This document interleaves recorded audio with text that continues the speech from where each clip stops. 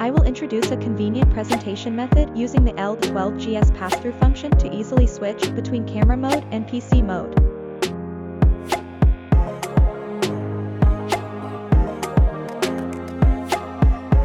Connect the HDMI out port of the L-12G to a monitor using an HDMI cable. Connect the HDMI in port of the L-12G to your PC using an HDMI cable. It is also possible to connect via an RGB cable. Connect the AC cable to the L-12G and turn on the power.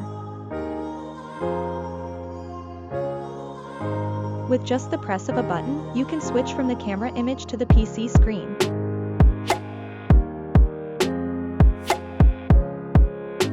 When the cast mode light is on, please turn off the cast mode. Please make sure that the automatic mirrorcast connection is turned off in the setting.